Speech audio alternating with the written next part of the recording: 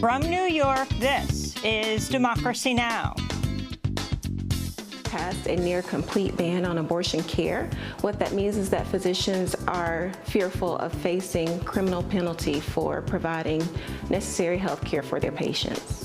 Doctors in Alabama could soon face life in prison for performing abortions after Alabama's governor signed a law effectively banning abortion in the state. We'll go to Huntsville to speak to one of the last doctors performing abortions in Alabama. Then we look at what a post-Roe America could look like.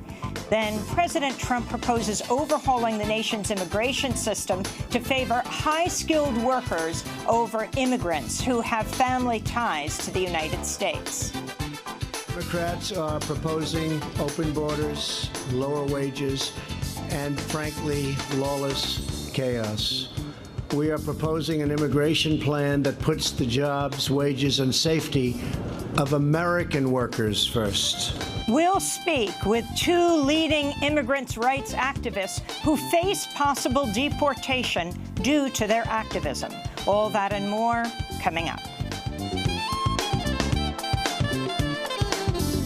Welcome to Democracy Now!, democracynow.org, The War and Peace Report. I'm Amy Goodman. President Trump has unveiled plans for a new so-called merit-based immigration system that would prioritize highly skilled and English-speaking workers while further restricting asylum seekers and immigrants who have family living in the United States. Trump announced his plan in the White House Rose Garden Thursday. My plan expedites relief for legitimate asylum seekers by screening out the meritless claims. If you have a proper claim, you will quickly be admitted. If you don't, you will promptly be returned home. Many lawmakers called Trump's immigration plan short on specifics and a non-starter. This is Washington State Democratic Congressmember Pramila Jayapal. It does not include any protections for Dreamers. It does not include any plan for the 11 million undocumented immigrants that are in this country that need a path to citizenship. It undermines the family immigration system that has been the cornerstone of our country's immigration policy. This comes as Senator Lindsey Graham has introduced a bill that would deny people the right to seek asylum at the U.S.-Mexico border, forcing them instead to take their claims to U.S. consulates in their home countries, even if their lives are in danger. Senator Graham's bill would also increase the number of days migrant children could be detained to 100, 5 times the current limit. We'll have more on immigration later in the broadcast.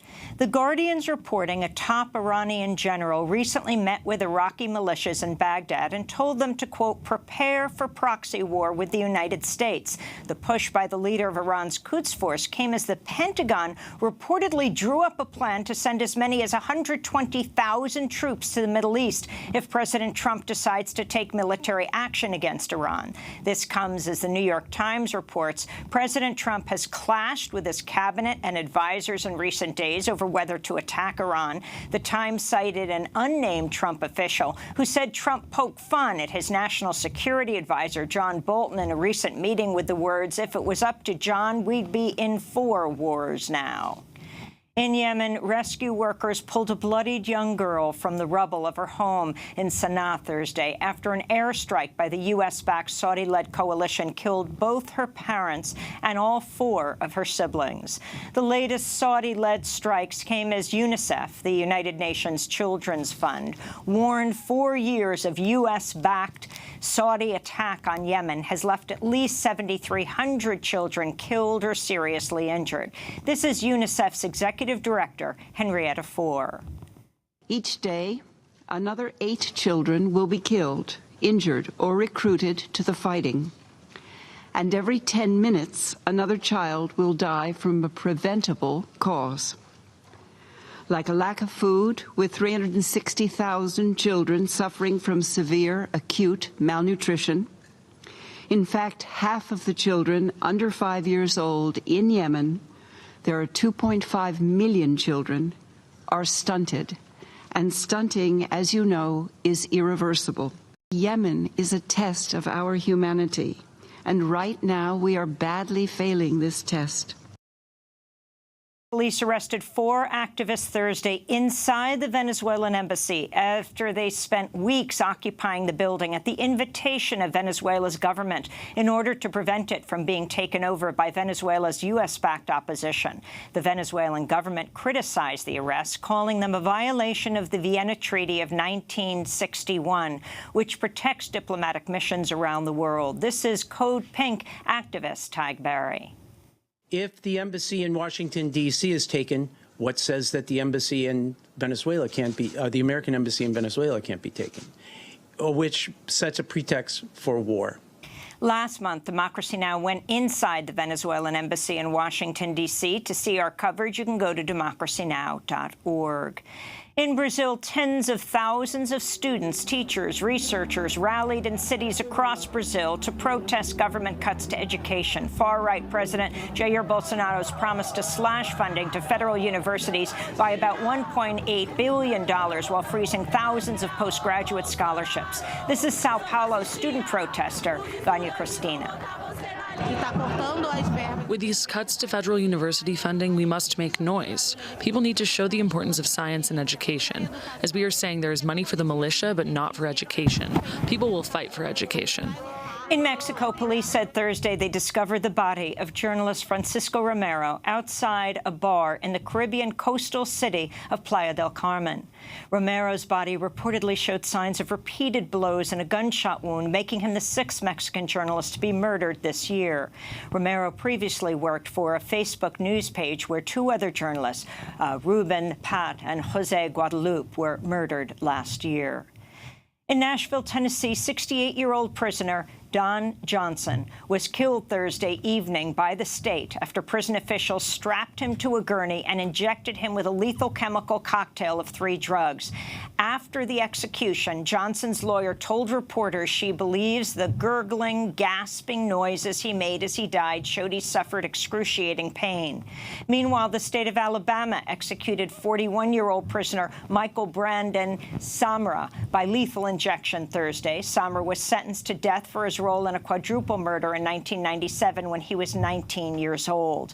The execution was carried out around 7 p.m. just after the Republican governor, Kay Ivey, denied Samra's request for a reprieve. The denial came just 1 day after the governor, who calls herself pro-life, signed a near-total ban on abortion into law. The U.S. Senate has confirmed Louisiana lawyer Wendy Vitter as a federal district court judge. Vitter's spoken frequently at anti-abortion rallies and has worked for years to defund Planned Parenthood. She once told the New Orleans Clarion Herald Planned Parenthood, quote, kills over 150,000 females a year, unquote. Vitter has also falsely linked abortions to cancer. In New York City, newly revealed text messages show a police commander shrugged off news about the death of African-American Staten Island resident Eric Garner in 2014 at the hands of a fellow officer as, quote, not a big deal. The revelation Thursday came during an NYPD disciplinary hearing for Officer Daniel Pantaleo, who killed Garner by putting him in a chokehold and refusing to let go, even as Garner gasped, "I can't breathe," 11 times. A text message exchange between officers just after Garner's death showed Police Lieutenant Christopher Bannon was warned Garner had no pulse and was most likely DOA or dead on arrival. The commander responded, "Not a big deal, and we were effecting a lawful arrest." Officer Daniel Pantaleo never faced criminal prosecution but has remained on the police force. He could lose his job if found guilty of violating NYPD procedures, which ban the use of chokeholds. The father of U.S. Treasury Secretary Steven Mnuchin has completed the most expensive purchase of a living artist's work in U.S. history. Robert Mnuchin purchased Jeff Koons' 3-foot-tall metallic sculpture titled Rabbit with an $80 million bid Wednesday, though he paid over $91 million after Christie's auction house fees and taxes were added in. Meanwhile, the Trump administration has proposed redefining how the government calculates the poverty line, using a different measure of inflation. Economists warn the switch to the so-called chained consumer price index would underestimate the impact of inflation on wages, gradually chipping away at benefits like food stamps, Medicaid, and health care subsidies for millions of Americans. New York State environmentalists are celebrating after Governor Andrew Cuomo blocked the construction of a $1 billion Williams pipeline project, which would have carried frack gas from Pennsylvania's shale fields under New York Harbor. The decision came after New York's environmental agency ruled the pipeline threatened water quality with mercury and other toxic chemicals and would endanger marine life. And a federal judge in Virginia has sent U.S. Army whistleblower Chelsea Manning back to prison after she refused a second subpoena ordering her to testify to a grand jury. The order came just 1 week after Manning was freed after spending 62 days behind bars for refusing to testify about her leak of hundreds of thousands of secret State Department and Pentagon documents to WikiLeaks, including evidence of U.S. war crimes. This is Chelsea Manning speaking just before she was taken into federal custody once again. Jails and prisons exist as a dark institution, and despite that, it doesn't frighten me or disturb me. I mean, I've already been to jail, I've already been to prison, so attempting to coerce me with a grand jury subpoena is just not going to work. Manning faces up to 18 additional months in prison and could be fined up to $1,000 a day while she refuses to testify. And those are some of the headlines. This is Democracy Now!, democracynow.org, The War and Peace Report. I'm Amy Goodman.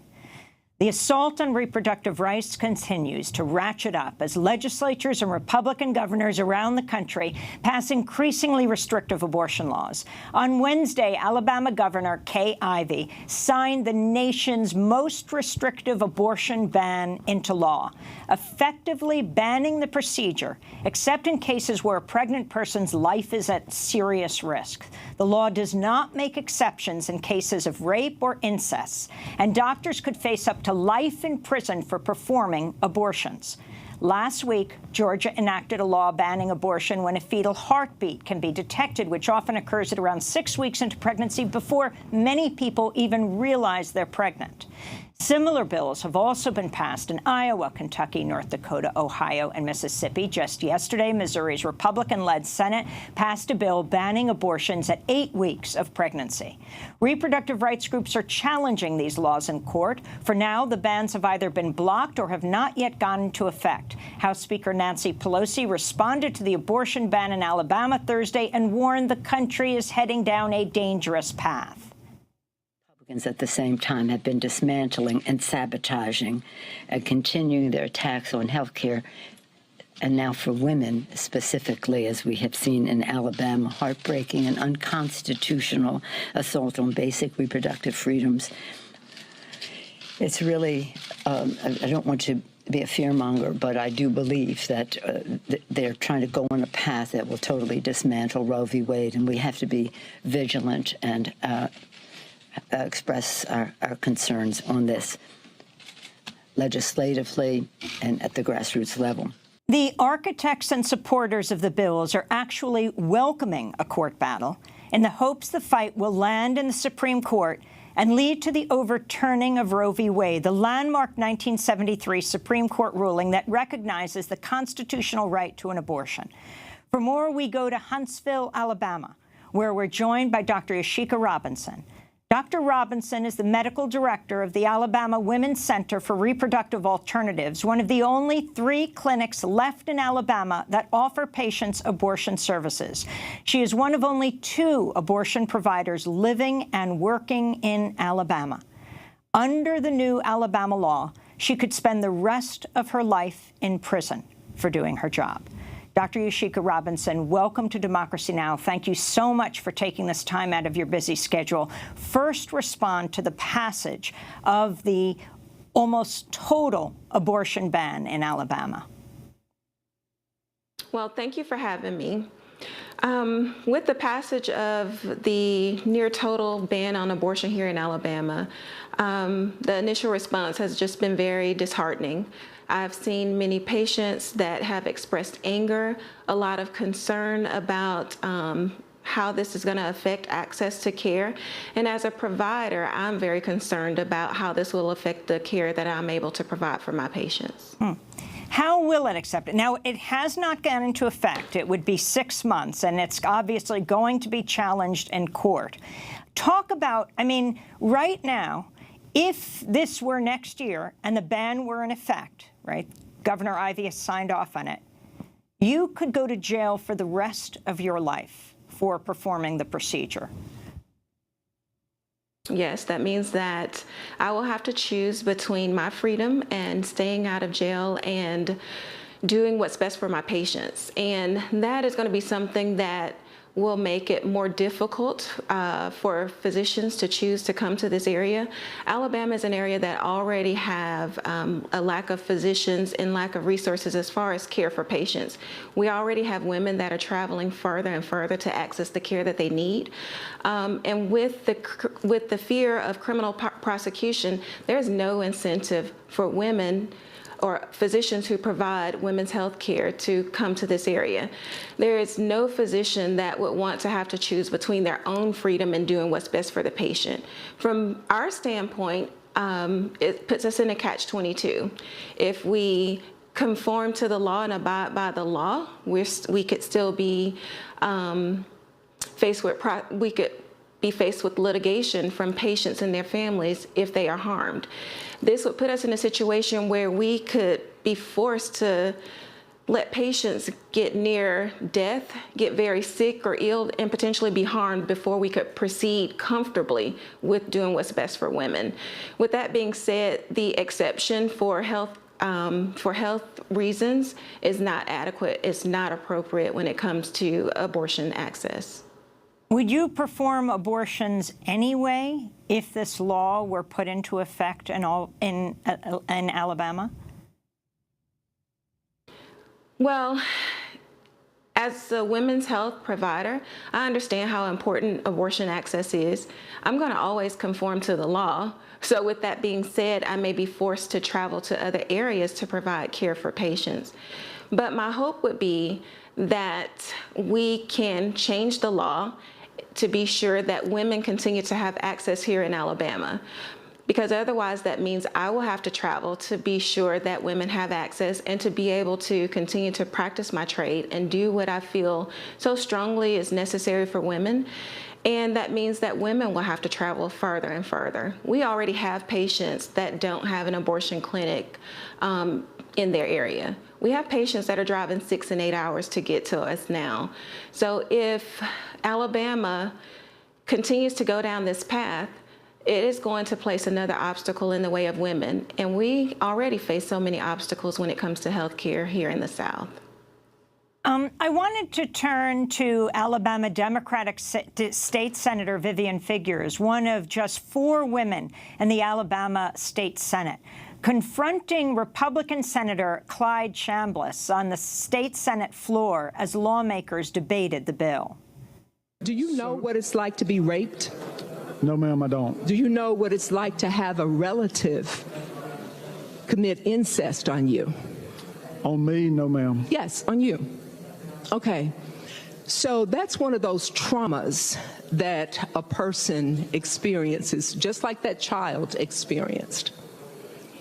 And to take that choice away from that person who had such a traumatic act committed against them, to be left with the residue of that person, if you will, to have to bring that child into this world and be reminded of that every single day. Alabama State Senator Figures also introduced an amendment that would criminalize vasectomies, arguing there are no laws regulating men's bodies. It was defeated.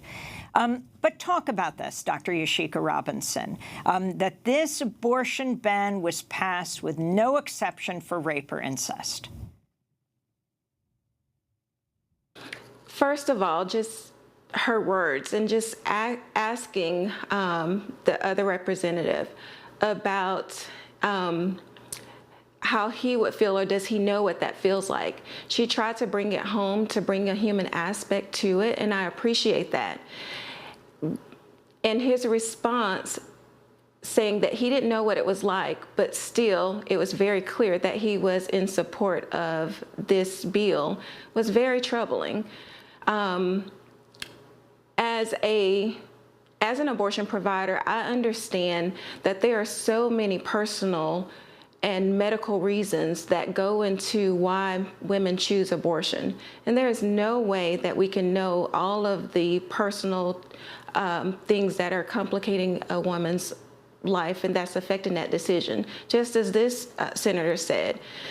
But for him to still be in support of the bill, I feel like it was like an insult on women, an insult on healthcare. It was very clear that it didn't matter to them how this affected women. The only thing that was important was them achieving their political agenda. And it's just sad for women in Alabama. It's very sad. I mean, you face more time in prison than a rapist. You would face life in prison, 99 years in prison, Dr. Robinson. Yes. And it's the only thing that I can say is just really, for me as a provider, it causes a lot of anger. When you look at other areas of medicine, there is no other area of medicine where we have legislation like this that threatens the physician with criminal prosecution for simply doing their job. There's no other area of medicine that is regulated in such a way. And then to have physicians to potentially be penalized with more time in prison than even a rapist is appalling. It's simply appalling. And we know that this is not about what's best for women. It's more about our representatives and their personal moral objection to abortion care. Dr. Yashika Robinson, can you describe your day? I mean, you spend a lot of time delivering babies as an obstetrician gynecologist. Yes. I made the decision that I wanted to be a women's health provider. And what that means is that I have a commitment to taking care of women throughout their pregnancies. I deliver babies, I provide prenatal care, but I do understand that pregnant women, they will choose to have deliveries, and sometimes they may have to make the decision that that pregnancy will have to end in an abortion. And I understand that that is just part of healthcare and one of the essential services that women will need, and I respect that decision. And I'm happy to be with women no matter, and be supportive of them no matter what that decision is for their pregnancy. Can you talk about the protests you face outside your clinic? How difficult is that for the women going inside, making some very difficult decisions? We already know that sometimes for women, making the decision to have an abortion can be very difficult. They've already wrestled with this prior to even presenting to our clinic. And then for their decision to be questioned once again, for them to be judged when they come in for care that they know is necessary for them at the time, it's just something that women shouldn't face. And with me being someone who also take care of women throughout their pregnancy, just because of other people's objection to abortion care and the fact that I am willing to take care of women here in the South in whatever way they need, my patients who come to the general obstetrics and gynecological practice, they are also faced with the same harassment. I mean, I have women who come in at 8 and 9 months pregnant who have protesters screaming and yelling at them. That should never happen. You know, it makes me think of a story where I had a young lady who came in. She was pregnant. She was in her 3rd trimester. She came in just for a routine prenatal visit. And unfortunately, at the time that we evaluated her, we found that she had already had a fetal demise.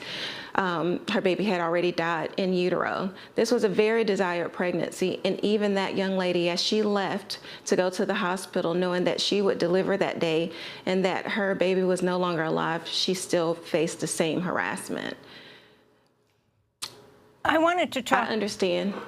To you Go about, ahead. you know, I'm talking about you facing life in prison for performing abortions if the ban went into effect, but also facing the endangerment of your own life. In this country, a number of doctors and health practitioners have been killed for providing abortion. Do you fear for your own life, for your family's life? I mean, I think about my safety and I take necessary precautions as much as I can. But if I'm focused more on fear of harm to myself, I can't be focused on my patients in the way that I need. And, you know, in medicine, it is so important that you keep your head in the game, that you're focused on the person that's in front of you. We have to make split-second decisions all the time. And so I try my very best not to be distracted by that. I am a very spiritual person. I pray. I believe that the work that I'm doing is I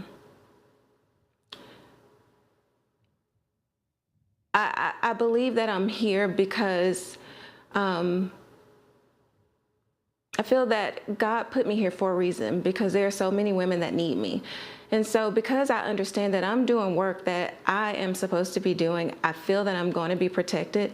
And if there comes the day that I am harmed because of it, it's a decision and a sacrifice that I know is necessary. And I guess I've just made the decision that I'm willing to accept that. You've made a lot of very remarkable decisions in your own life. Can you talk about growing up in Alabama, having your kids at a very young age, and how you fought to get an education and become a doctor?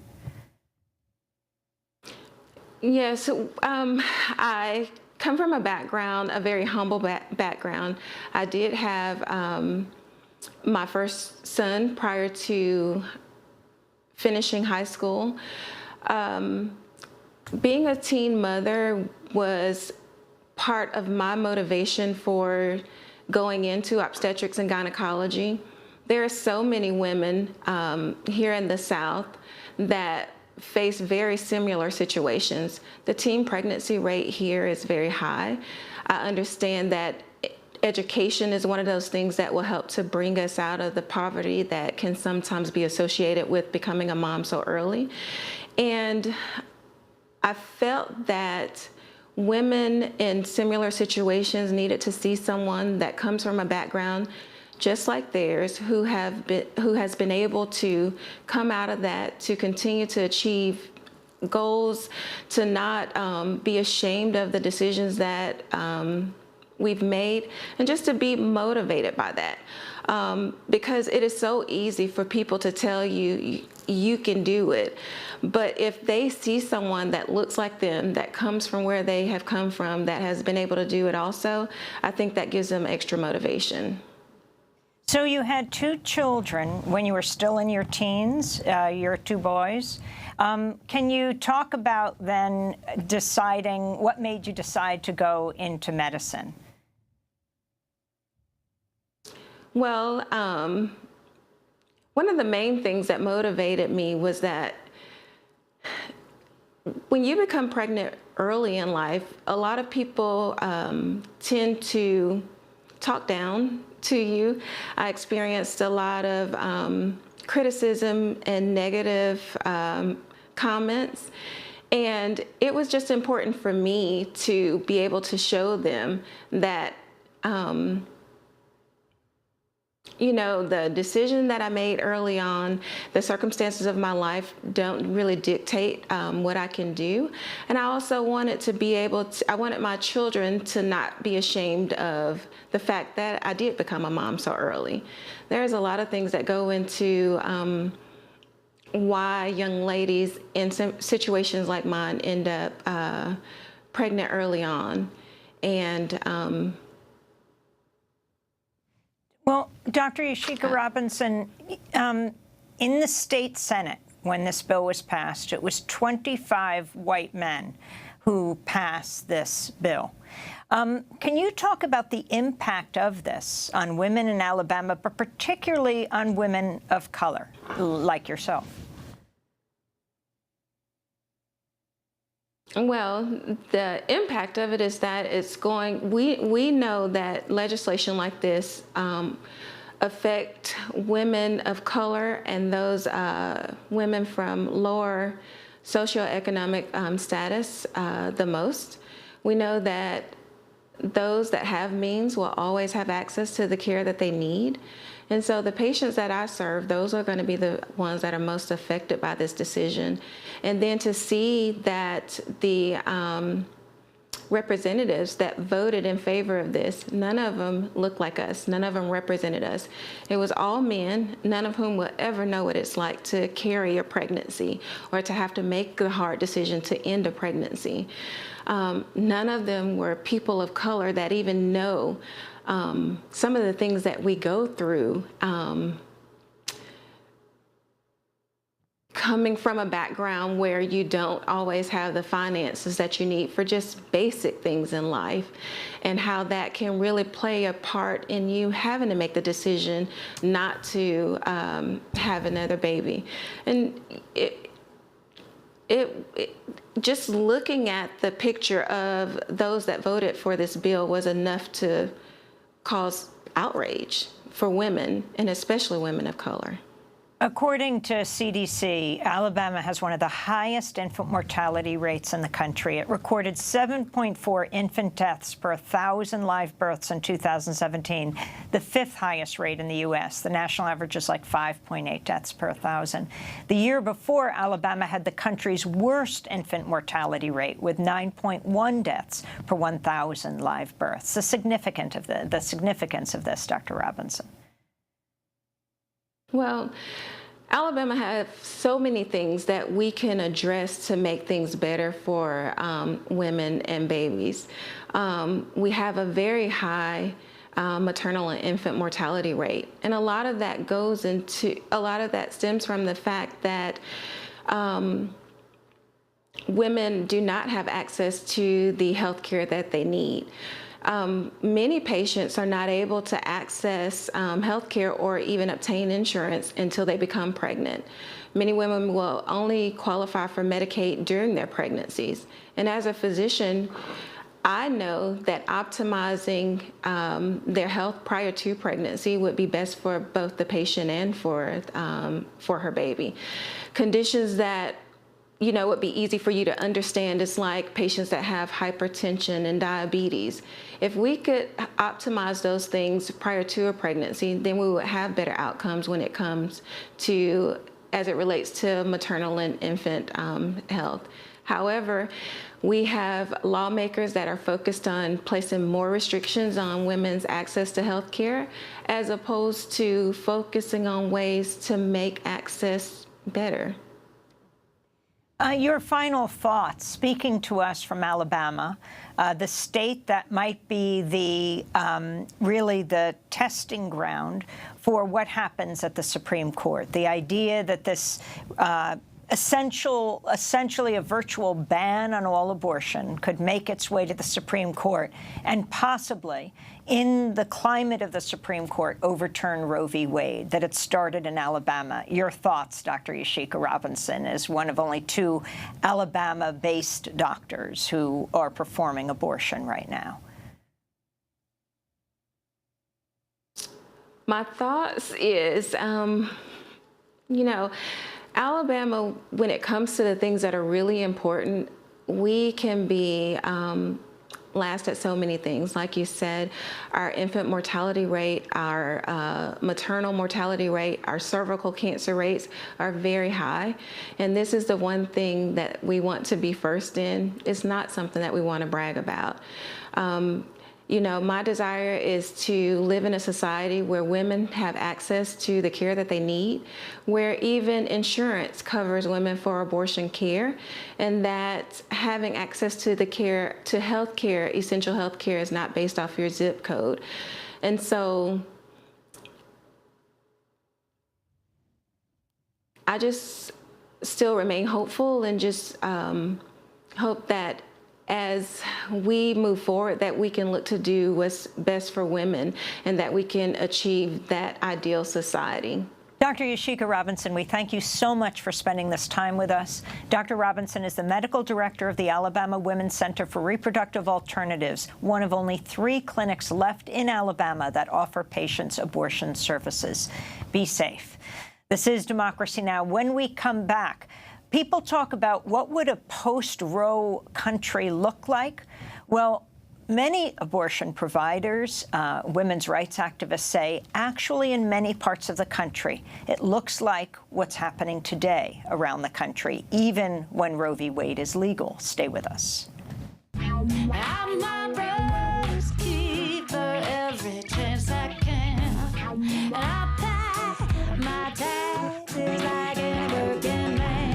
And I feel I've earned my right to choose. You don't get to play God, man. I know. You don't get to play God, man. I know. You get to run the world in your special way. You get much more than your say. Government, religion, it's all just patriarchy. I must insist you leave it one thing to me. Just leave it one thing to me. Just leave this one thing. Just leave this one thing.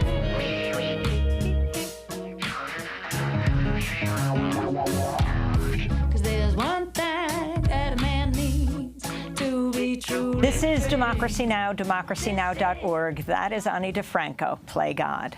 I'm Amy Goodman. Supreme Court Justice Stephen Breyer issued what many considered a dire warning from the bench this week, implying Roe v. Wade, the landmark ruling that recognizes the constitutional right to an abortion, is in danger. He wrote the comments in a dissent for an unrelated case in which the court voted to overturn a 40-year-old precedent. Breyer wrote, quote, "Today's decision can only cause one to wonder which cases the court will overrule next," unquote.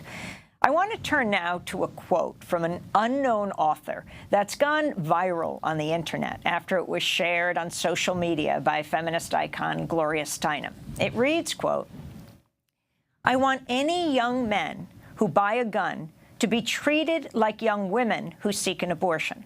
Think about it.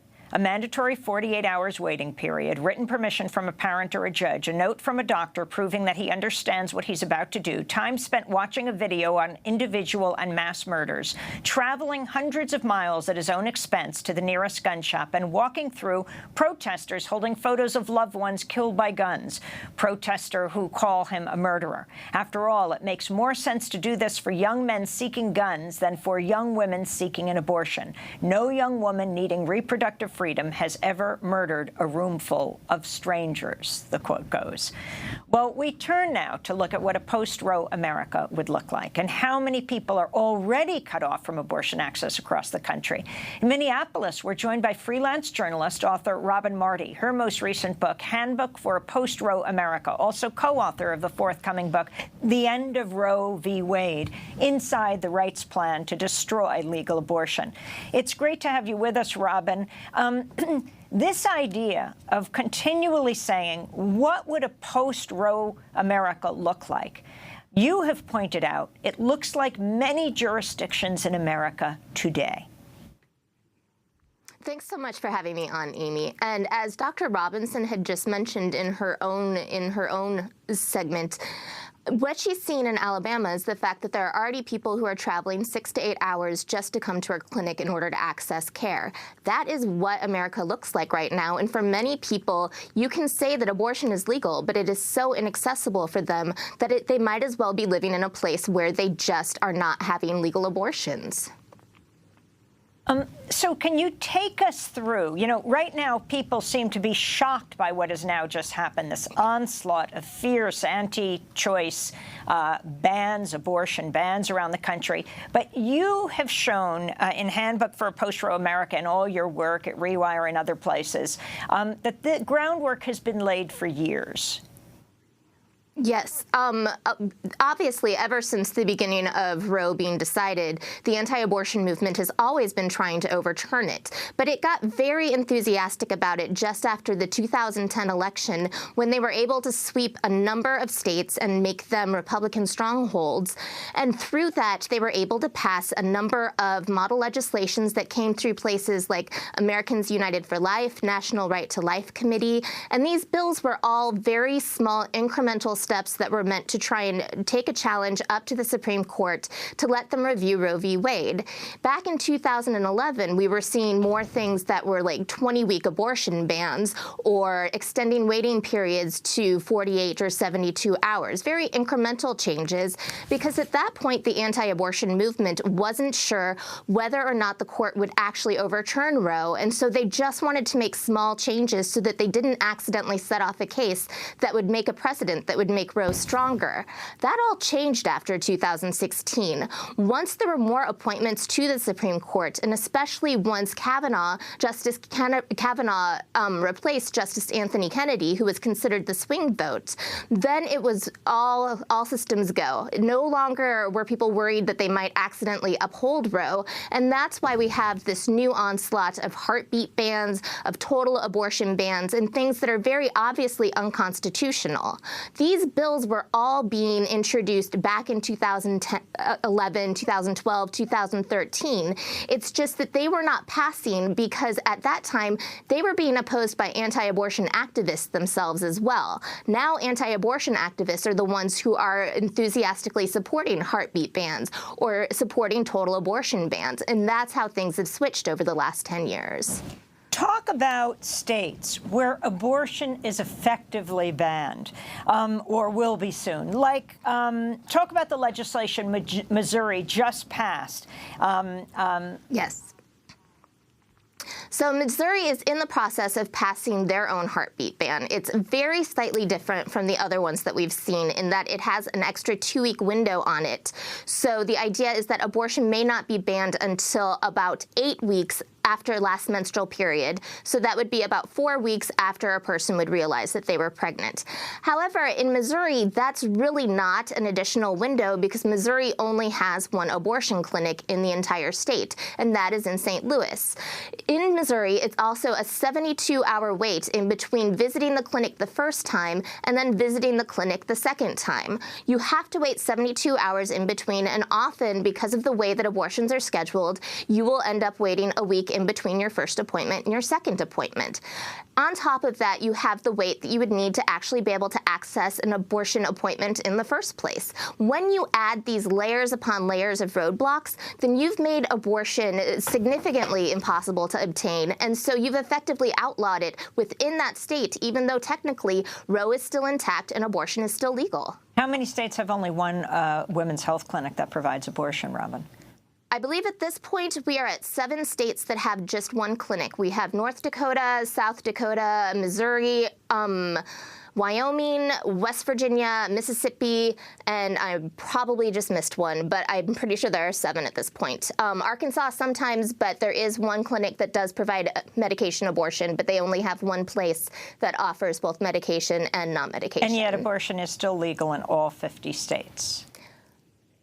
technically, abortion is legal in all 50 states. It's just very, very difficult for any person to access it, but especially any person who lives outside of these large cities where the abortion clinics are there. And one of the things that people aren't very clear about is that even in states where access is considered slightly better, maybe there are 2, 3, 4 abortion clinics in that state, often they are all located in the same city or in the same 2 cities. So in essence, it's just as hard for a person to get in because they will still have to travel. They'll still have to do their waiting periods.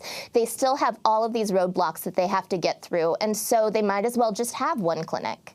Well, Robin Marty, I want to thank you so much for being with us. We're going to get back to you soon. Freelance journalist, author of Handbook for a Post-Roe America, co-author of the forthcoming book, The End of Roe v. Wade, Inside the Rights Plan to Destroy Legal Abortion. This is Democracy Now!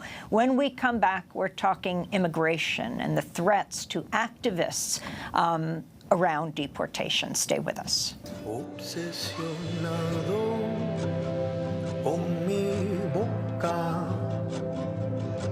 Habla sin respirar, despacio te digo, porque nos falta un tiempo más para pasear este país nublado, este país nublado.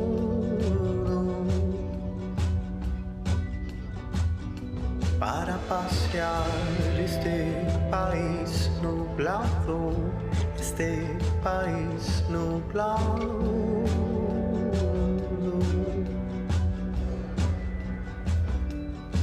And País Nublado by Helado Negro. This is Democracy Now! I'm Amy Goodman. President Trump's unveiled plans for a new so-called merit-based immigration system that would prioritize highly skilled English-speaking workers while further restricting asylum seekers and immigrants who have family living in the United States. Trump announced his plan in the White House Rose Garden Thursday.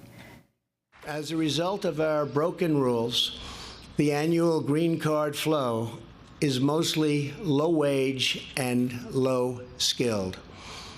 Newcomers compete for jobs against the most vulnerable Americans and put pressure on our social safety net and generous welfare programs. Only 12% of legal immigrants are selected based on skill or based on merit. Although no legislative details for the plan have been revealed, Trump's proposal is likely to hit a wall in Congress where the Democratically led House has repeatedly clashed with Trump over immigration policy. This is Democratic Congressmember Pramila Jayapal of Washington State responding to Trump's plan. It does not include any protections for Dreamers.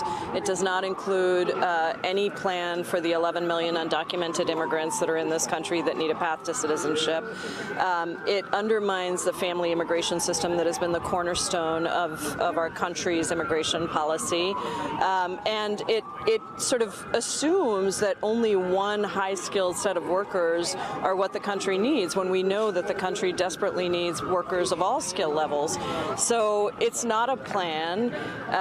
It is another attempt to fund a vanity wall. Trump's immigration proposal comes shortly after the administration purged top officials of the Department of Homeland Security in recent weeks, reportedly as part of a plan led by advisor Stephen Miller to steer the country towards even more hardline immigration policies. For more, we're joined by two prominent, outspoken immigration activists who are fighting against their own deportations. Joining us in our New York studio, though she's usually based in Seattle, Washington, is Maru Mora Villalpando, an activist with La Resistencia, the Resistance, and the group Mejente. ICE moved to deport her last year, even as her green card application is still pending, specifically noting her, quote, extensive involvement in anti-ICE protests and Latino advocacy programs, and that she had, quote, become a public figure. She's now part of a free speech lawsuit that aims to protect immigrants like herself. Also with us, Ravi Ragbir is back, executive director of the New Sanctuary Coalition here in New York. Last month, the federal appeals court ruled in favor of Ragbir in his own free speech case, saying the First Amendment bars ICE from targeting activists for deportation based on their political speech. We welcome you both back to Democracy Now! Let me start by asking Maru about this so-called proposal that Trump worked on with his son-in-law, the New York developer Jared Kushner, who is also working on a Middle East peace plan, but to come up with immigration. Republicans as well as Democrats slammed it, saying there is very little there, and it doesn't deal with, as Pramila Jayapal said, issues of the 11 million undocumented immigrants in this country, DACA, people on the border, family separation.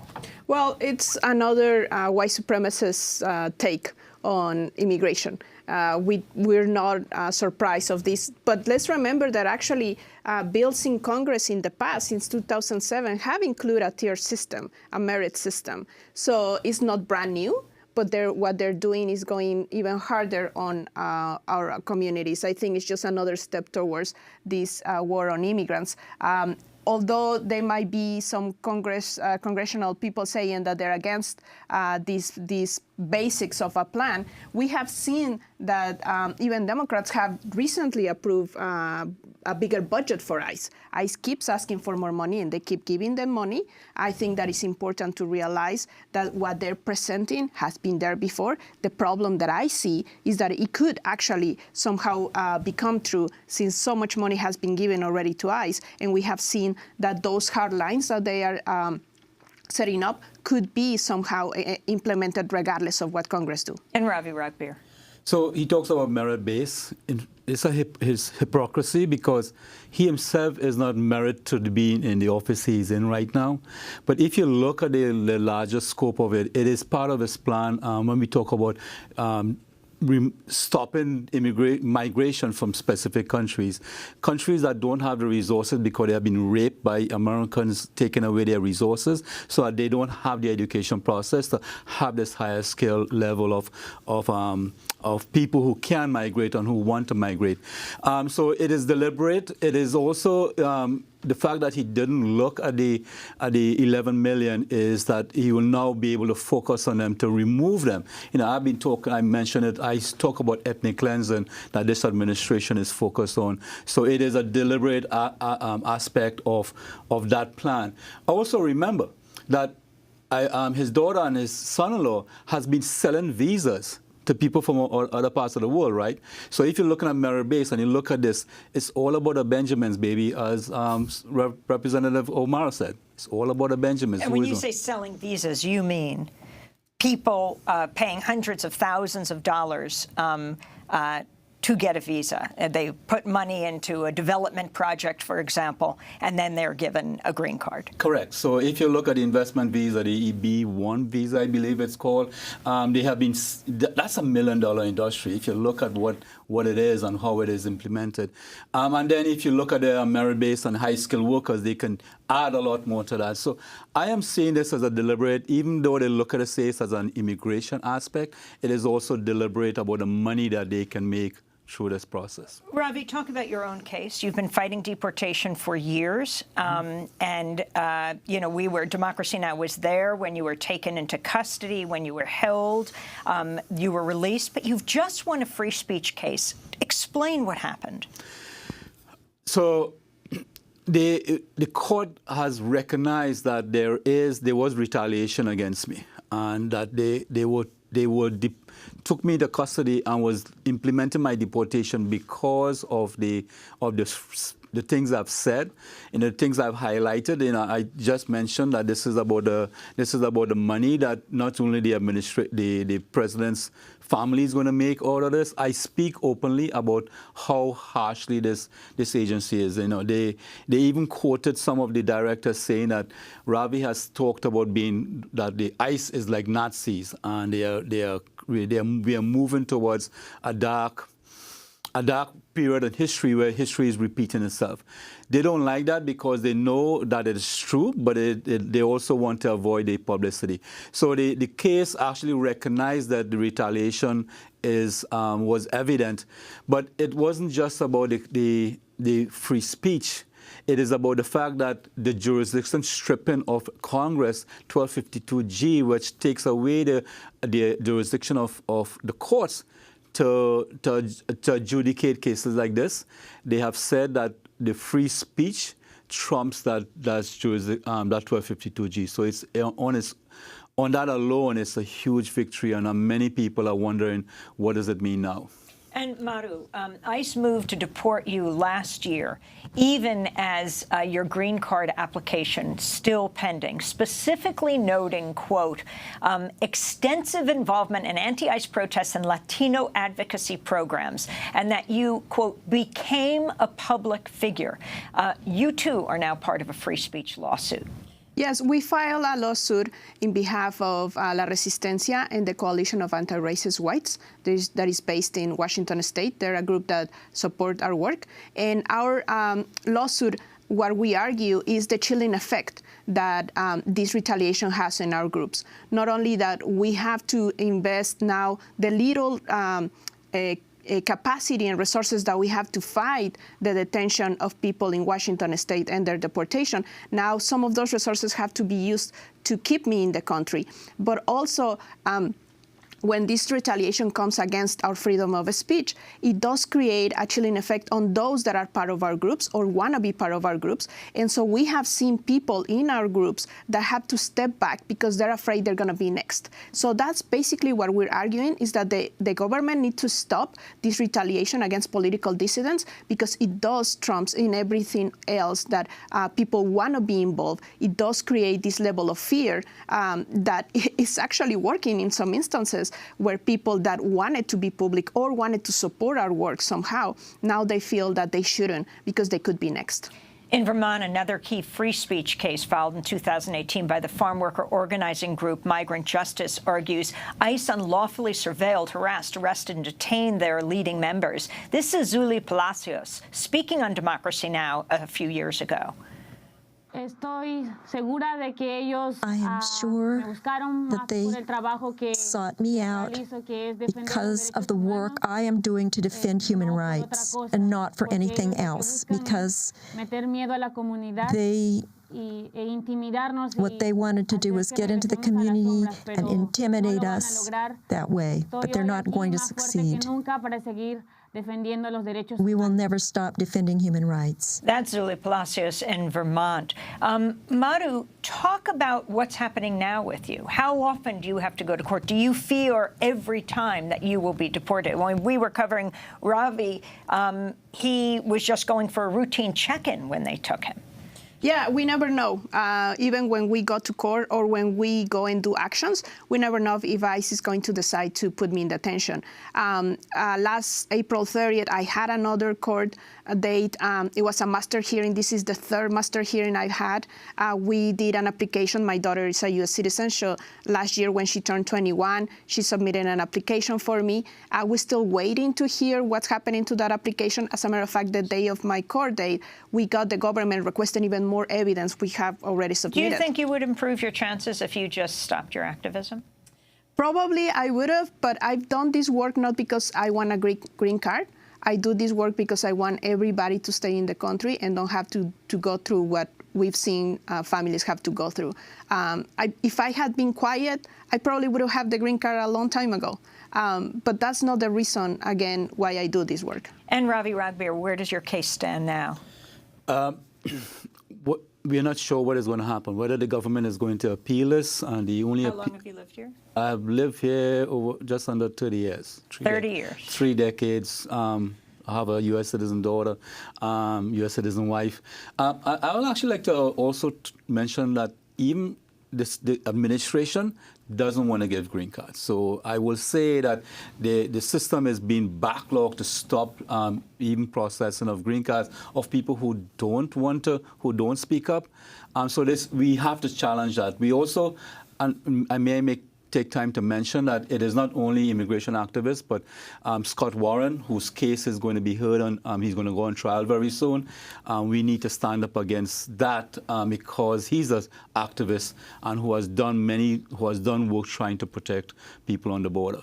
In terms of my case, we don't know we are waiting for the government to either figure out whether they're appealing or allowing it to go back down to the district. We are waiting for that over the next 30 days to see what happens. Your reference to Scott Warren, an activist leaving water in the desert so migrants won't die in the desert along the border. We want to thank you both for being with us. Ravi Ragbir, immigrants' rights activist, executive director of the New Sanctuary Coalition, and Marumora Vijaypando, activist with the group La Resistencia and Mi Gente. They're both fighting deportation after being targeted for their activism. I'm Amy Goodman. Thanks for joining us.